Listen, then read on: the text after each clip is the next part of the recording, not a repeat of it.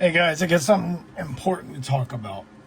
I do see you guys out here building these sprayers, bucket sprayers, and I do hear some feedback about some guys. They suck, they don't work right, they burn up, or whatever.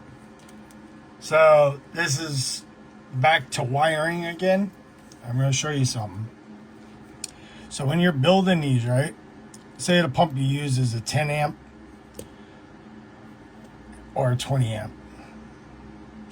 So, right? So one of these amps you run. So let's take 20.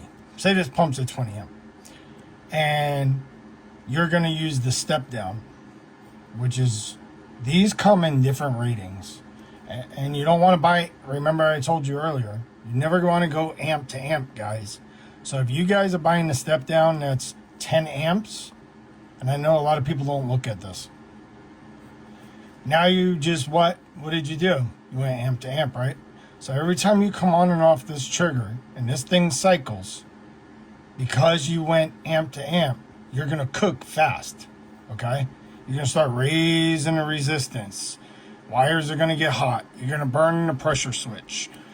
So what I would do, and of course, from your battery to the step down, you want that thick so it could carry the load. If you're running a 10 or a 20, you want to buy at least like a 30 or a 40. Same as how the relays are. But when you guys are coming on and off this, remember, you guys are creating a lot of heat right here. And people think, oh, well, shorter the wire is better, right? No, shorter the wire is not always better, because if you're going to be on the gun, on and off, on and off, on and off, what are you doing? You're creating heat, right? You're creating a high resistance. So if that can't carry the load, what are you going to do? You're going to burn up your pumps. So if I would build these, the way I would build them is I would put a decent amount of wire in here, like they do on the P40s and the, the AR-45.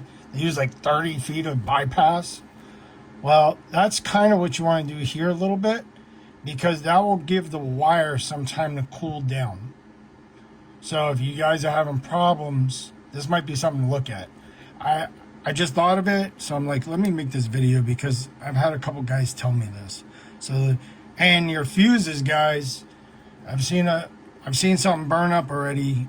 Somebody sent me, and people are when they're building stuff, they're putting a fuse all the way by the pump. That is wrong. You want a fuse within 6 inches of the battery. The fuse goes from here to here.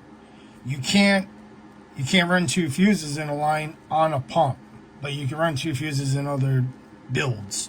Just depends how it's built. So, key ingredient is thick wire, right, to supply the step down. You want the step down to be able to carry the load plus the resistance, right? So you're not going to buy amp to amp. That's a no-go. We go higher, the better. Spend the money so you have no problems. And then here, I would add some extra wire to give it some cool down period. Especially you sealers, you're on and off the gun. I mean, I used to seal too. So, I just thought this would help you guys out. Hopefully it does. Let me know if it does. If not, or if you still have problems, let me know and I'll try to help you. All right, have a great night.